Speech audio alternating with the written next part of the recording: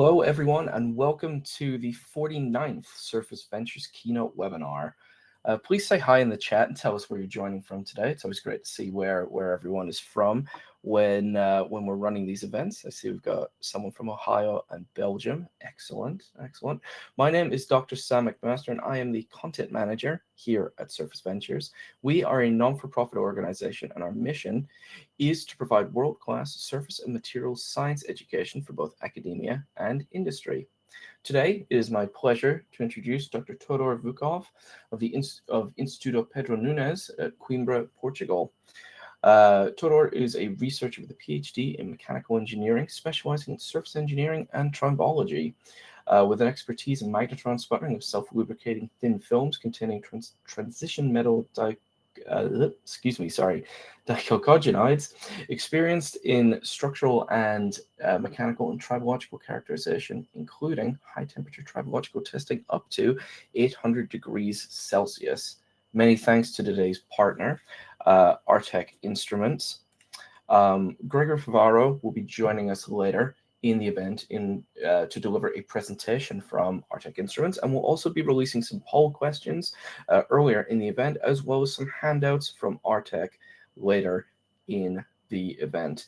As we go along, please type your questions into the chat and I will mark them for the Q&A session. This will be after both presentations. We're planning to go for around 60 minutes today, and we'll be sharing a link for your attendance certificates later in the event. That will be at the beginning of the Q&A session.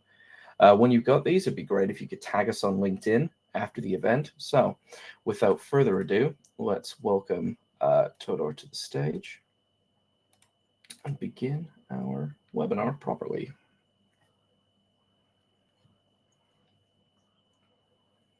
Excellent. Welcome, Todor.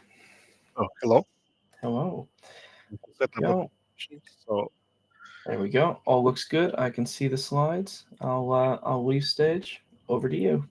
Okay. Welcome. So welcome from me as well. So first of all, I would like to thank Surface Ventures and Artec Instruments for the invitation. My name is Todor Vukov. Topic of my presentation is high temperature tribology of TMD-based coatings. So I work as a researcher at Instituto Pedro Nunes in Coimbra, Portugal. I'm also a researcher at the Center for Mechanical Engineering Materials and Products and Processes at the University of Coimbra in Portugal. So just a quick outline what I will speak about. First, I will speak about TMDs. Mainly, I will speak about sputtered TMDs, some challenges while synthesizing these materials and some opportunities that are there regarding tribology. Then I will present some two case studies. First will be more focused. So we tested some TMD-based films against aluminum at high temperatures. And moreover, I will speak about high temperature properties of TMD-based films. Then a second case study will be how we try to change a little bit the architecture of these coatings to improve the running behavior. And finally, I will give some conclusions, some future work that we do, some current work, etc. So what are transition metal dichalcogenides? Many of you know in the field of tribology, these are compounds made of transition metals bonded with two halogen atoms. So transition metals are typically molybdenum or tungsten, with the halogen atoms being sulfur or selenium. So why we use them in the field of tribology? Because of their crystal structure. They have this specific hexagonal crystal structure. So typically we have these layers of transition metals that are sandwiched between two layers of halogen atoms. Within these layers, typically the bonding is covalent, so it's strong. And let's say these like sandwich structures are bonded together with van der Waals forces. So if we put some shear forces, usually these materials slide easily, okay, like deck of cards. So they have low shear strength, but they also have some, let's say, disadvantages. The biggest one is they are prone to oxidations and sensitive to humidity. So if there is like humidity present a lot, I think water can intercalate between layers and increase the shear strength. And it can also, I think, believe that it can promote oxidation. So we can have formation of molybdenum oxides and tungsten oxides, which usually do not have low shear strength, so they are not lubricious. So to overcome this, and additionally, they are very soft. So for example, if you deposit them by sputtering, they are quite soft. There are other methods for depositions, like historically burnishing was used, spraying, But in this presentation, I will speak a little bit more about sputtering. So the idea is they're very soft as well, so they wear out quickly. They have low load bearing capacity. So to improve these properties, when these films are deposited, let's say by sputtering, we can add metals. We can co-sputter, let's say, metals like titanium or chromium, or we can add non-metals like carbon or nitrogen. In my presentations, I will mostly speak about carbon addition because I believe that addition of carbon usually gives a very, very interesting properties for these films. So this addition of carbon was historically done like as early as 1999 by Voivodin. I think they used like deposition by PLD, pulse laser deposition, and I think they introduced at that time this term chameleon coatings. So what happens is usually we have nanocomposites that are made of amorphous carbon matrix with TMD-based platelets within it. So when you slide, if you slide in humid environment, what happens is the amorphous carbon graphitizes and lubricates. But then if you switch to some inert environment like dry nitrogen, then you have the TMD phase to start to lubricate more, to dominate, let's say, the interfaces. And they found that these materials can have very unique ability to lubricate in different environments, in vacuum, humid air, dry nitrogen. Further work was done in the group where I am now by Paul Cavallero, generally sputtered by RF at that time, by radio frequency. So why, for example, okay, typically what's used is molybdenum disulfide, but we try to switch more to tungsten disulfide because it has a little bit better, let's say, thermal properties. So molybdenum disulfide typically oxidizes, I believe, around 370, 380 degrees C, but tungsten disulfide is a little bit better, let's say around 420, and I have some results here that show this. So as I said, typically these nanocomposites are done by sputtering, but PLD initially was used. One of the work that we did recently was also trying to, let's say, upscale these films. So because I think historically they were really done on a smaller upscale, smaller chambers where you cannot fit big substrates. And one of the work, let's say, which I will present a little bit, will be also the part of upscaling and what are the challenges when you try to upscale these films. So when these films are deposited by Magnetron sputtering, Magnetron sputtering is a process that involves energetic particles, let's say ions. You can have reflected argon neutrons during the process. And what happens is that these films, so if you bombard, let's say, a film during growth that contains tungsten disulfide, you preferentially remove the sulfur atoms. And this can really affect the properties of the films. So what we try to do in terms of this upscaling is we use like a semi-industrial machine from Tier Coatings. It has 4 magnetrons. It has 2 graphite targets, let's say 1 tungsten disulfide, 1 chromium. And what we try to do is place substrates at different positions in the chamber and try to understand how the positions affect the composition. To further support this, we did these simulations using SRIM and SIMTRA. These are mainly, I think, Monte Carlo-based simulations that one is simulating more or less the sputtering process, and the other is the transfer of atoms from the targets to the substrates. And the main thing that we realized here is that good sulfur tungsten ratio is 1.4 to 1.7. And what was the mostly affecting, let's say, the composition of these films was the bombardment with reflected argon neutrons. So what happens is when you sputter tungsten disulfide targets, some of the argon can get reflected from the tungsten, especially because tungsten is a heavier atom. It can get reflected and bombard the growing film, and preferentially remove sulfur because sulfur is the light element. So what was the main message here that we did? I will shortly just say is that people should be really careful when synthesizing these materials by sputtering due to problems with sulfur. So sulfur can be preferentially resputtered. Also, scattering of sulfur and tungsten is different within the chamber, so you can have really some compositional variations. So I will speak a little bit about some recent work I did with some of my colleagues. So about the mechanisms, how these films lubricate. As I said before, the initial structure is nanocomposite, let's say amorphous carbon matrix with TMD platelets embedded in it. So when you slide these films, let's say in a typical pin on disc configuration, what happens is generally two things. One is the realignment of the crystals within the coating. So even on the topmost layers of the film, the crystals which are randomly oriented, usually they realign. So in these TEMs, you can see realigned crystals, let's say.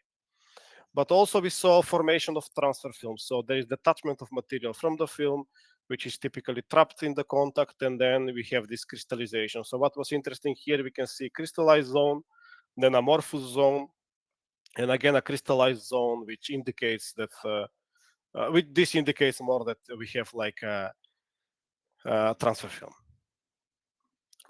So just to note that in this case, we realized also that even the TMD phase, even in relatively humid environments, let's say in normal sliding conditions like 25 degrees C and 50% humidity, they can provide lubrication. So, but it still depends a little bit of the carbon content of the film. These are for the films that molybdenum diselenite with carbon is this film. So after this, let's say a small introduction about or generally about work, I will go with these case studies. So in this work, what we did is one problem that we identified in the literature is the galling of aluminium. So what happens if aluminium is formed at, let's say, elevated temperatures? It can gall during sliding, and it can galling usually. What happens is detachment of chunks of materials from the aluminium and transfer to the tool. It can cause tool wear as well. So since this process can often be done at high temperatures, one of the only options to use is solid lubricants. So we said, okay, let's try these films at least at a laboratory scale to test them, to test these films against aluminum to see if maybe they can improve the coefficient of friction between a tool steel, let's say, and aluminum. So what we did is we used the same tier machine for magnetrons. So typically, as I said before, we have one tungsten disulfide target, two graphite, and one chromium. And we deposited three films. So one is a pure tungsten disulfide, but please note we use a little bit of bias here. We bombard the film during deposition a little bit. I will speak a little bit about that later, what happens. And then one film is with 25, another with 35% of atomic of carbon. During these depositions, we do not use substrate bias. The target to substrate distance is something we have optimized around 25 centimeters. And the substrates we use were H11 tool steel. This is tool steel used in high temperatures. Silicon wafers for characterization.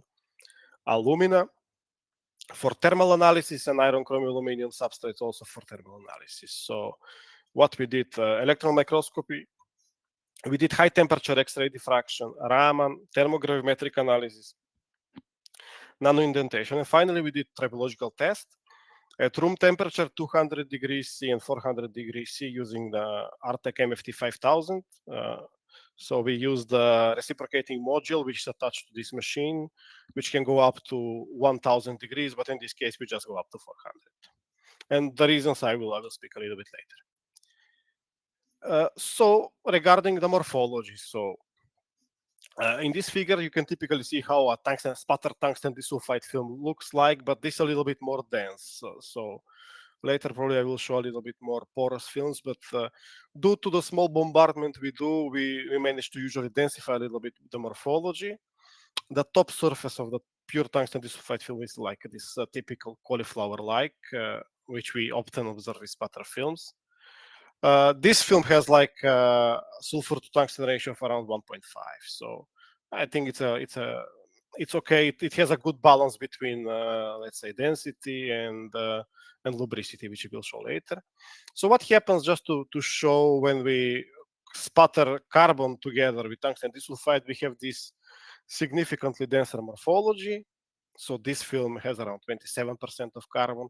Sulfur to tungsten ratio drops. Usually when we use three targets during deposition, we have a little bit more bombardment of the films, and we have this preferential removal of sulfur.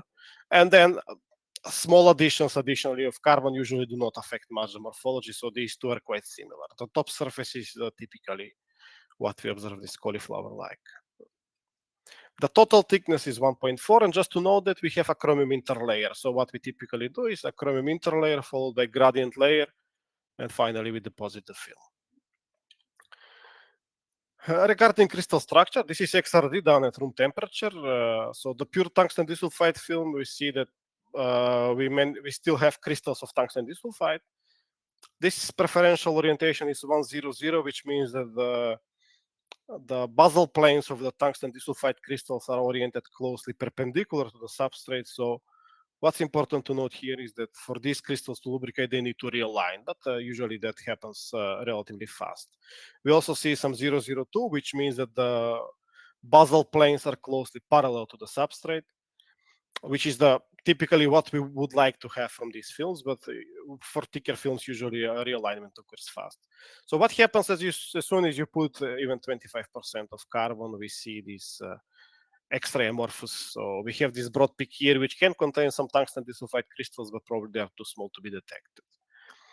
To further confirm the structure, we do Raman spectroscopy. So again, the pure tungsten disulfide film, we see these typically two peaks at around 370 and 415, I believe, of tungsten disulfide. And what's important to know that we did not observe any oxides, high peaks, or no DNG peaks of carbon, which means really that we have pure tungsten disulfide. So as soon as we co-sputter carbon, we see these typical DNG peaks. The intensities and the position of these peaks is what we often observe with amorphous carbon. So we confirm that we have this amorphous carbon matrix. And we see some vestiges, let's say small intensities regarding tungsten disulfide, but the crystals are very likely too small to be detected in this case. So based on this and based off of our previous work, we typically have this nanocomposite structure of amorphous carbon matrix with tungsten disulfide platelets embedded in it. So we did some thermogravimetric analysis. This was done on alumina substrates. So what was interesting to note here is that the pure tungsten disulfide film, we saw some sharp peak at around 435, which is more or less in agreement with the literature. So this is typically where pure tungsten disulfide starts to oxidize. Just to note, this was done in synthetic air. So it was done, these TG experiments were done in air that contains oxygen. So, but what was interesting is that the films with added carbon, this oxidation was a little bit later, let's say around 490, which indicates that the carbon matrix can, to some extent, probably protect the tungsten disulfide from oxidation. But I guess in this case, we should know that it can have also oxidation and evaporation of the carbon. So finally, we have some mass increase, which is probably oxidation of the chromium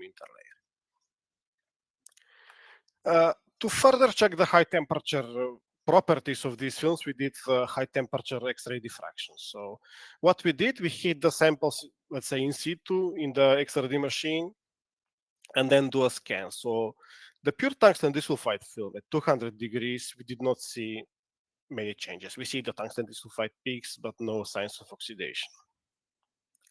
What was interesting is that as soon as we went to 400 degrees C, we saw some tungsten oxide peaks. So it seems that the film started to oxidize, but there were also some tungsten disulfide. So it was more like a mixture.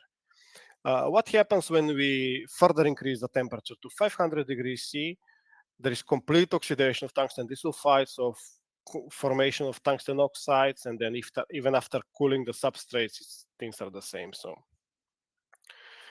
what was interesting to note is that when we co-sputter carbon, what we observe here at 400 C, here we could not see. So meaning that even at 400 C, we did not see any signs of oxidation, unlike in this film. But as soon as we went to 500 degrees C, we see these tungsten oxides. So, which is obviously, this is also a sign that tungsten disulfide is present in the film as crystals, since it's oxidized already at 500 C, which typically happens. So more or less in agreement with the previous results from TGA. So we did some hardness nano-indentation. So just to show to the viewers the typical values. So the tungsten disulfide film, the pure one, is around 2.5 to 3 GPa, let's say. The ones with carbon are somehow between 5, 5.5, 4.5. These are the typical ranges of hardness of these films. So as you put carbon, obviously things are denser and harder. Regarding adhesion, we did scratch testing. So this was also done with the Artec MFT 5000 with the same equipment. This is a typical scratch car. We did not see gross delamination. We see some chipping at around 27 newtons of load, but generally the films were well adhering to the substrates. So now we'll speak about the tribology. So this is the tribological test at room temperature. As I said, we did reciprocating test, 5 newtons of load. We used pure aluminum balls due to availability. The stroke was 6 millimeters and the reciprocating frequency was 5 hertz. Totally, we did 5,000 cycles. So when we do at room temperature, when we slide aluminum against H11 tool steel, what we see is friction coefficient of around, let's say, 0.6, 0.7. What happens here is that we can have formation of these aluminum oxides, which are quite abrasive in this case, and we have significant, let's say, wear of the tool steel. The pure tungsten disulfide coating is this black trace. He had quite stable, let's say, coefficient of friction. We see a significant drop to around 0.15. Then we have the red trace, which is the around 25% of carbon, similar behavior. And the coating with the highest carbon content showed a little bit higher friction. But generally, they managed to reduce friction. What was important to note is that usually the pure tungsten disulfide was more stable. So it formed tribofilms really fast. Here we can have some spikes of friction with the coatings that have carbon. In terms of wear, tungsten disulfide, the pure one, due to being softer a little bit, wore more, around 2 times 10 to the minus 6 millimeter cube per newton meter. With the 25% carbon, we could not measure wear, and here quite low, so let's say around 7, 10 to the minus 7, so quite low wear for this coating. So when we tested at 200 degrees C, what was interesting to note is, okay, initially the tool steel, the uncoated tool steel had similar friction, but we saw some spike here.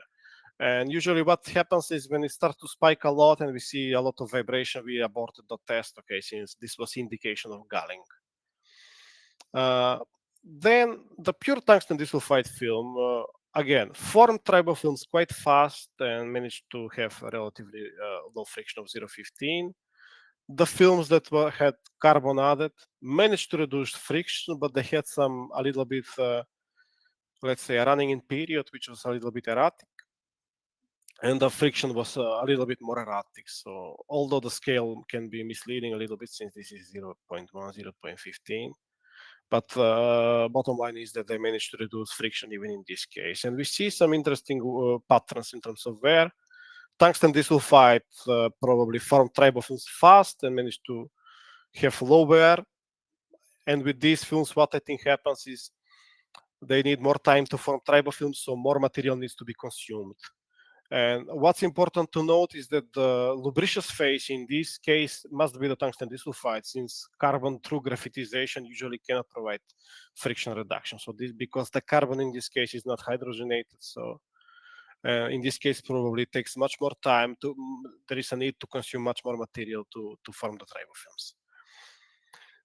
So when we increase the temperature to 400 degrees C, we saw now very extreme galling, let's say.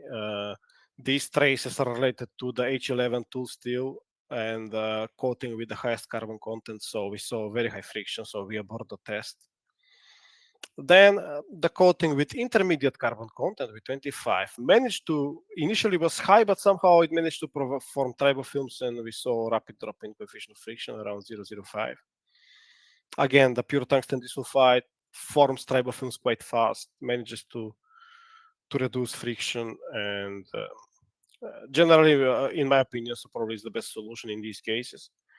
In terms of wear, why you see 0 here is because we have galling, so there will be a lot of material, which I will show in the next slide, attached to the tool steel or to this coating with the highest carbon content. In terms of wear here, when you compare with the previous results, we have almost an order of magnitude increase, 10 to the minus 5, because it's probably due to more increased oxidation of the tungsten disulfide at this temperature. So the wear is higher. How do the wear scar looks like? So this is the tungsten disulfide film, quite smooth. So we have a tribofilm, we did Raman, we confirm with Raman as well. And to contrast this, this is the tungsten disulfide with the highest amount of carbon. We see these large chunks of material attached, which was aluminum, confirmed with TDS. The ball that slid against the pure tungsten disulfide has a little bit smoother scar, while the ball that slid against this coating with the 35% of carbon had really uneven appearance. So it was severely damaged. So some conclusions. So I showed some preparation of 3 coatings. This tungsten disulfide coating had better crystallinity. The carbon alloys was a little bit more nanocomposite in nature and extra amorphous. Adhesion was good. So what's the main message? What I think happens when you do these tests, although these are not extremely realistic. So, but in this case, we have this competitive process between galling and formation of tribofilms. So further iteration can be done to optimize for specific sliding conditions against, let's say, softer softer materials like aluminum, maybe lower carbon contents. And maybe further tests can be done in a cross-cylinder configuration for better simulating, let's say, a stamping of aluminum. Because usually when you have contact with tool steel and aluminum, you have usually the tool steel passes only through one area of the aluminum. There is no reciprocating motion.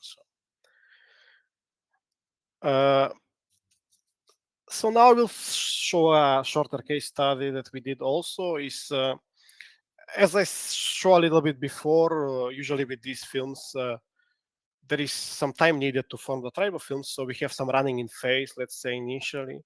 So in this work, what we try to do is to change a little bit the architecture, I would say, of the films in such a way that we can improve the running in time.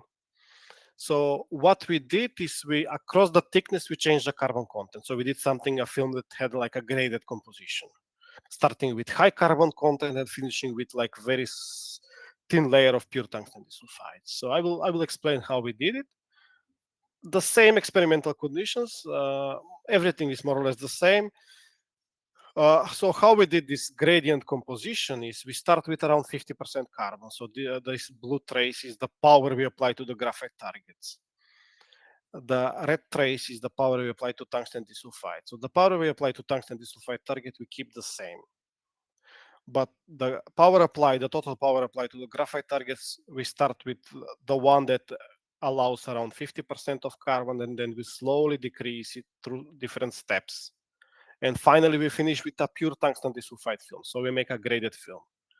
For comparison, we also did 2 more films, around 30 to 35% of carbon, and one with around 50%. So 50% of carbon with these films is probably the upper limit of carbon content, which allows let's say, this good lubricity in both dry conditions, like in inert conditions, and in ambient conditions. So in this case, we did tribological tests again with the Artec MFT 5000, but this was in ambient conditions, just room temperature.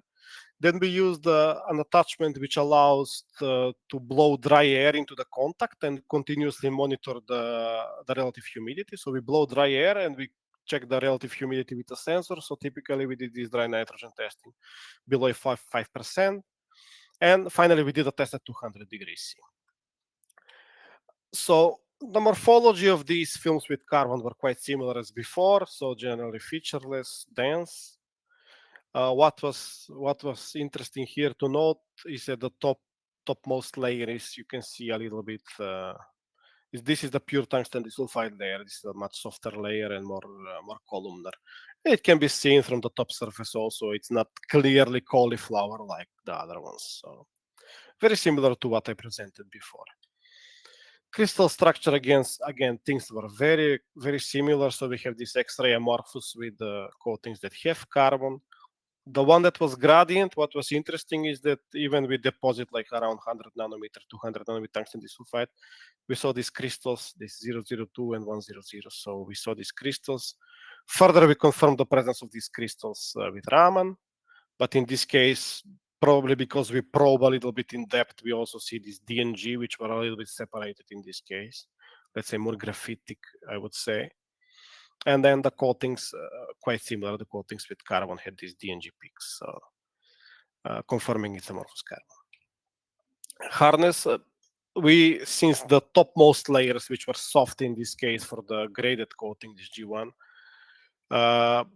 were very thin, we could not see a big difference. So hardness was again around 5 to 6. Here with the coating with 50%, we see a little bit higher hardness, around 6.5 almost. So, but it's a typical hardness that we see. Scratch testing again, quite good adhesion, no spalling, large spalling, no delamination. We saw just some chipping on the edges. And then the tribological tests. In this case, we used reciprocating 10 newtons of load, but much shorter stroke. We used 2 millimeters with 10 hertz reciprocating frequency. And we tested against steel balls, 10 millimeter diameter. So in ambient conditions, what we observe is that this coating, which this G1 coating, which had this graded let's say structure, showed initially a little bit lower friction. So we see some drop here. Probably tungsten disulfide layer did some job in this case, but eventually it stabilizes at a very similar value with this red trace, which is the coating with around 35% of carbon. And finally, we see this coating with the highest carbon content showed a little bit higher friction. But what was interesting to note is that the coating with graded composition had more wear, indicating that the layer, actually, the very soft layer, is worn out fast. So probably it helps to form the tribofilms, but it's worn out fast. The other coatings with carbon had very similar wear rates, which we often observe in these tests. So this is the typical value we get, around 4 times 10 to the minus 7 millimeter cube per Newton meter. When we tested in dry nitrogen, so generally friction was lower. So what happens when you test in these inert environments with these films is that the tungsten disulfide takes over the, let's say, the role of lubrication, and it can really lubricate well in these inert conditions. What was, let's say, this one with graded composition, you see it dropped quite low, let's say 0.025, 0.003, but eventually it was a little bit unstable. So I believe that there is this wearing of the soft layers that can cause some instabilities, and eventually things stabilized at a similar level with the coating that has like around 35% of carbon. So similar to the previous results, let's say things stabilized here, but the running in was a little bit more erratic here. As expected, the coating that had around 50% carbon probably takes more time to form the tungsten disulfide tribofilms because it has less tungsten disulfide within the film, and it showed a little bit higher friction. So in terms of wear, similar trends. The graded one showed a little bit higher wear, although we have a little bit more deviation here. But then the other ones, probably the soft layers actually wear out fast. And but what's important to note is that the wear is even lower in this case. Let's say 1 times 10 to the minus 7 in this case, which is like very, very low wear for dry sliding, let's say. At elevated temperatures, so again, the coating with graded composition in this case was a little bit more erratic, let's say. What probably happens here, maybe there is this oxidation of the tungsten disulfide, a little bit more accelerated of these soft topmost layers, but still it provided low friction. Please note that this is like between 0.04 and 0.07. And this film with this, in this case, with this intermediate carbon content around 35%, showed very low friction down to 0.01.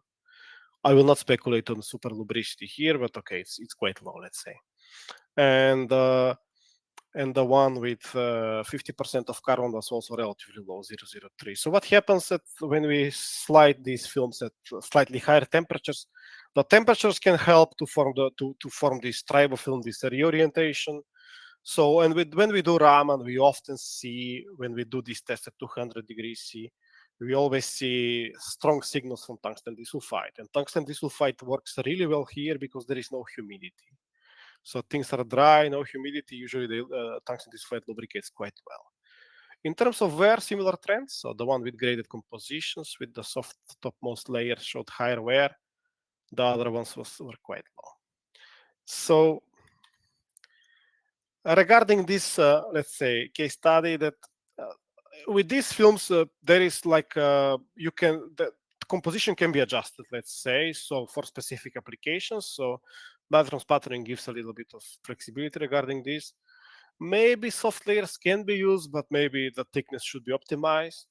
Maybe just thinner layers, 50 nanometers, let's say, something like that, probably can do the job because they were quite fast. So, and then these films that had around 35% atomic of carbon showed very promising response. Actually, it's the film that we used a lot recently, so it's kind of optimized.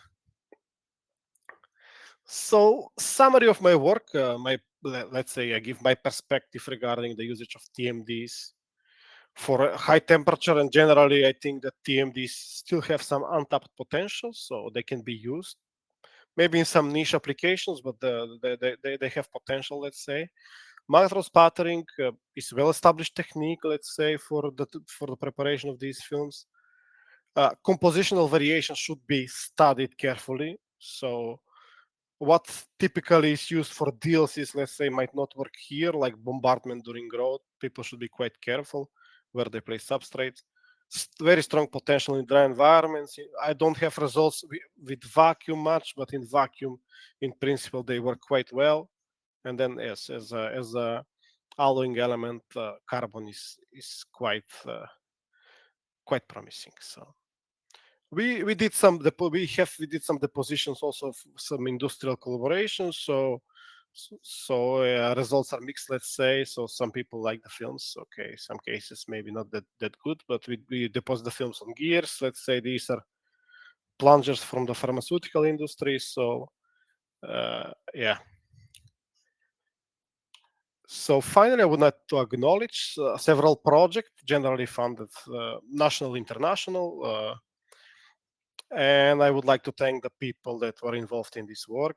You can see them here. And that would be it from my side. I would like to thank everybody for the attention. So here you have my email. If somebody has some questions, okay, there will be questions, a session for questions, but additionally, you can write an email to me. We are generally open for collaborations. So thanks again. And I guess that's it from my side.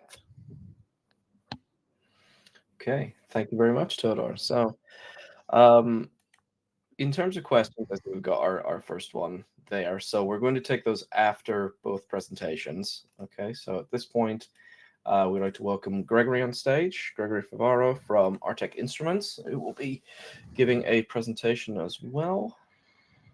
Welcome to the stage, Gregory. Yeah, hello everybody. I will share my screen. Okay. I think I should. Oh, yes, please, Todor. Thank you. I'll welcome you here. back when we're about to do the Q&A. Thank you very much. Just before you begin, Greg, I just want to draw everyone's attention to the poll questions. If you haven't answered these already, please do take a look at them in the polls tab. And there are handouts from Artec Instruments as well. I will be releasing one more, but now I'll hand the stage over to Gregory. Thank you very much. Do you see my screen, Sam? I do, yes. Okay, perfect. Thank you. Okay, hello everybody. I'm working on Artec Instrument. I'm based in Switzerland, where we are the EMEA offices. We are a scientific instrument manufacturer for surface characterization. Briefly, Artec Instrument is a US-based company based in Silicon Valley. We have offices in Europe, in China, in Japan, and in India. And our mission is to develop and manufacture advanced mechanical and surface testing instruments. We have a full range of instruments, starting from multifunction tribometer to measure friction, wear, but much more. We have a scratch indentation tester, from nano indentation to macro indentation, passing by scratch testing, nano, micro, macro, for hardness, elastic modulus, adhesion of coatings. We have also, we produce a full range of fretting tester, from HFRR for lubricant to FFTM. It's a tabletop machine to FFT1 and to bigger machine going up to 5,000 Newton for fretting. We also manufacture a full range of 3D profilometer, combining our tool with Tribo. You will see later on a few slides. We have vacuum materials tester friction wear, but we are also able to add our scratch and indentation head for vacuum. We have a rolling sliding tribometer range, 2-roller, 3-roller micro-pitting system, but also universal traction machine. We also have an air jet erosion tester, and finally, we can customized lubricant tester on MFT 5000 for combining different technology like traction machine, SRV, 4-ball, etc. Our main tool is what we call the MFT 5000, but we have different system with different load, max load in fact. We can target less than 1 millinewton with our tool, going up to 10,000 Newton with different load cell. We have different motor to target different speed, but also very important, different torque. When we say it's a multifunction Tribo, you will see on the next slide, but it's because it's very modular and we have plenty of different modules. We are able to just change and use a different mode on our Tribo. What I want to show a little bit more deep today, it's environmental control. It's so important, and naturally we are following ASTM, ISO, and DIN standard. When we say we have a multifunction tribometer, the idea is to have different tools from 5,000, 3,000, 2,000, define if we need an optical profiler or not, and after we will choose what we need: rotary, linear, long stroke, high frequency, block on ring, fretting, upper rotary, MTM, maybe, and much more. And after we can also combine salt spray, 500 degrees chamber, 1,000 degrees, 1,200, minus 60 with a chiller, or minus 120 with liquid nitrogen. Naturally, we can start with a basic tool with only one module rotary and maybe no temperature, and we can add later any type of module because we keep the compatibility. For environmental control, what I was saying, we have a full range of environmental control, mostly because you know how important it is to control humidity, but also temperature. When you have a real application, temperature is very important, and Todor showed during his presentation a lot of oxide, etc., coming with temperature, meaning we are able to do not only heating, we have chamber for 500, 1,000, 1,200, but also cooling down. And we can cool with liquid nitrogen to minus 120. If we are on vacuum system, we can go to minus 150 degrees. And we have this chamber where we use with chillers. And we have a chiller minus 90 degrees with liquid, meaning we can reach minus 60 in the chamber, and we can heat up 180 degrees with the same tool. Here you have two pictures about the rotary stage chamber and linear chamber for high temperature. In order to be more clear, here you see an example of testing at 1,200 degrees. We have two models for high temperature, rotary or linear reciprocating. In terms of low temperature chamber, you see here only, in fact, the condensation around, but minus 130, I always say, and cooling with chiller. It's just the idea to put a chamber around the rotary drive, going in with the liquid nitrogen and cooling down, measuring temperature, and doing our test with a load sensor and the tensile force barometer.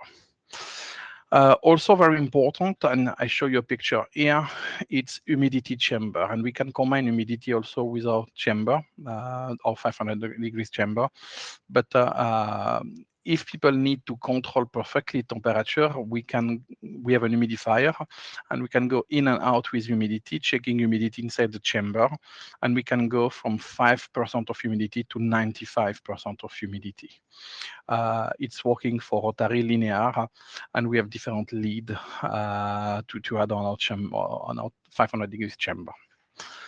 We are also manufacturing, I tell you during the first presentation, and maybe Todor one day we can test your sample on vacuum. We developed a few years ago an MVT. It's a vacuum tribometer. We can go maximum to 200 Newton, but we have an X stage also doing linear testing. We can go up to 5,000 RPM, and in temperature, we have in standard 400 degrees, minus 150 to 400 degrees, and we have a new option available up to 800 degrees on vacuum. We also accommodate indentation and scratch inside. Just before I finish, I want to show you also a big advantage of our AirTech tribometer is a combination of a lambda or sigma head. It means of optical testing. You see, we have a lower drive here, rotary drive. We have the load cell in front of the tool. But on the back of the tool, we are able to add a 3D optical profiler. Optical profiler are very interesting because we can synchronize and loop testing. For example, here we start linear reciprocating without any test, but after 10 minutes, we stop, we image, and we continue. 20 minutes, 30 minutes, and we can loop 10 times, 20 times, 50 times, and show, in fact, the volume wear progression, the roughness change, the crack initiation or propagation, debris creation, topography change, etc. And the idea, naturally, is to do profiling and to measure the wear rate on every steps and to have more eyes and more information about the test. Finally, what we can say, we have a fully integrated surface testing because we have the nano indentation head. We have spectral reflectance for coating thickness. We are measuring scratch testing, as I showed in this presentation. We can do profilometry for roughness and topography. And finally, we are able also to do tribology, and it makes a full integrated surface tester. Thanks for your attention. And nothing now. We'll go on stage for the Q&A. Thank you very much, Gregory. The very wide capabilities that AirTech instruments have, especially the NFT 5000. Thank you, Todor. Welcome back. Yes. Welcome back. Before we begin our Q&A, just want to release the attendance certificate. So that is now available down in the bottom left of everyone's screens. So please do go ahead and click on that. Just to note that this will only be available here at this event. So if you would like an attendance certificate, do click on one. Don't close the tab down with this webinar, though, because we're just beginning the Q&A. So we've got one question right now, which I will bring out from Pandurangan. I hope I pronounced that correctly. And they say, hello from India.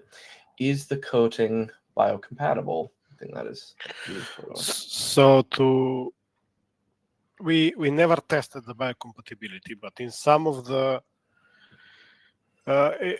discussions we had also with some people, let's say from the pharmaceutical industry, apparently tungsten disulfide as a material is biocompatible. So there is no issue. The amorphous carbon is also biocompatible. So in principle, there is no issue. So, but again, we were once in a project, I think, that some people were testing biocompatibility. I think there are no issues in principle. Okay, thank you. Yeah. We have another question here from Anoop, who says, hello, thanks for the insights. It was an interesting presentation.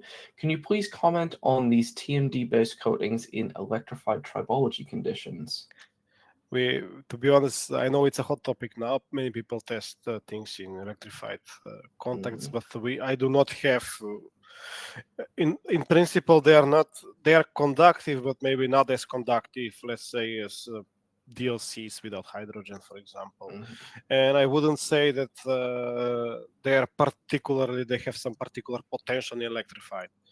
In my opinion, my perspective is that these films can be extremely good if you slide something in an inert environment. Let's say in dry nitrogen, in vacuum, they can be quite. So for electrified, in principle, I'm not sure if there is big advantage, let's say, to use them. Okay, got it. They are generally, especially these with carbon, are conductive. So based on that, people can guess whether they're good or bad. So since conductivity in electrified contacts is I think one of the most important things. Yes, no, it is certainly a big topic area right now.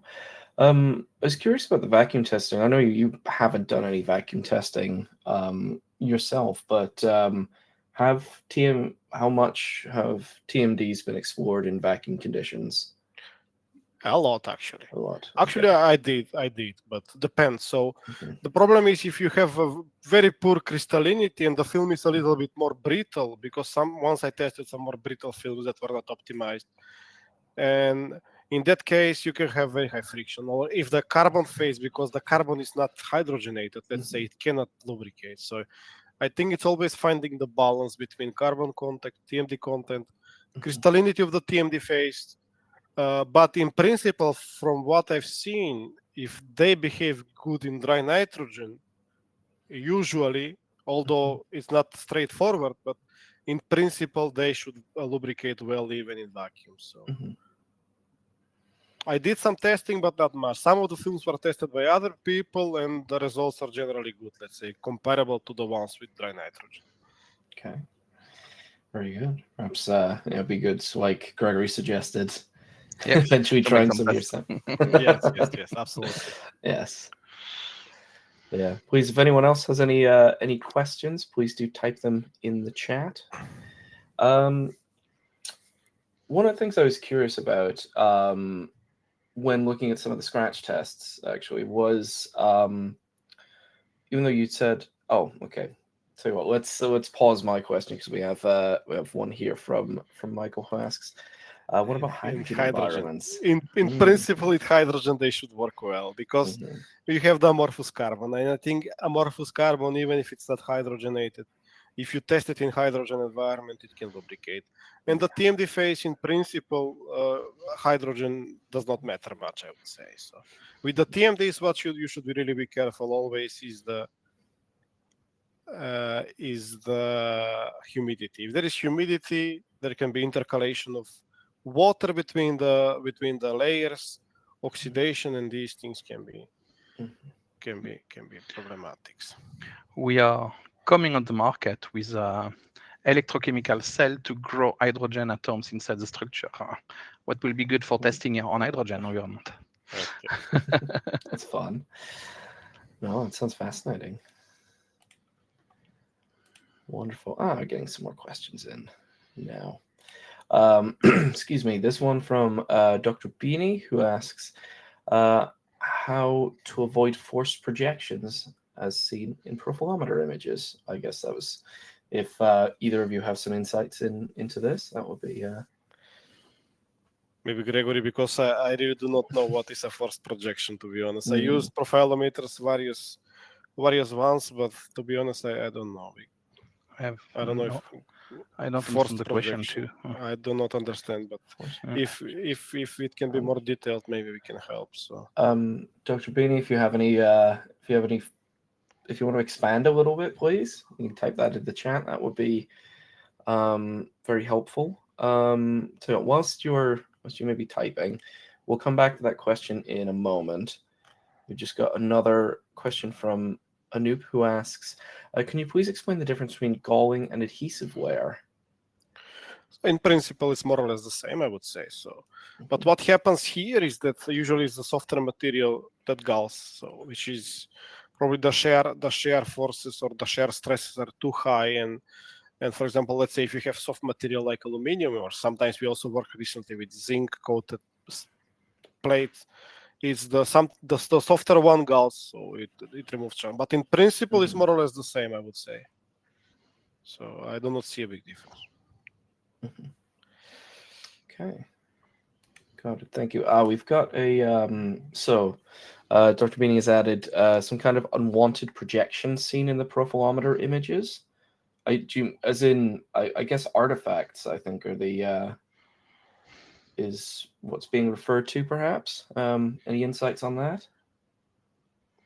I don't know if it's the same, but sometimes when you do profilometry, we can have some spikes from debris on the surface. I guess it means like this. So in principle, if the material is depends also on the technique used. So whether it's white light interferometry or some sort of confocal focus variation. But if the material is clean and not very rough, usually you do not see these. But what I see usually is typically debris that can a little bit distort the 3D. Maybe Gregory can.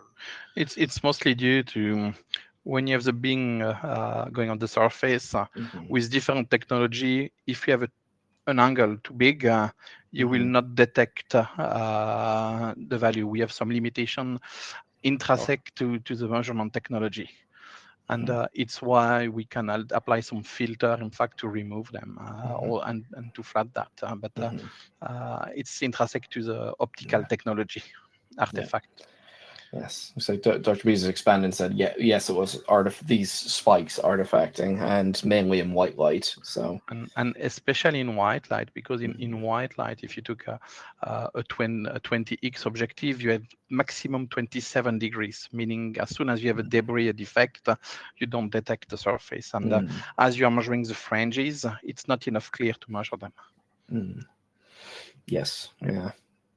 And just, I guess another thing, just be aware of the optical properties of any film you're measuring as well, because that can, at least I've noticed for white light, that can be for white light, if you have big angles, usually it's a problem. So I guess as Gregory said, so for white light, that's why they combine with cofocal or other technologies.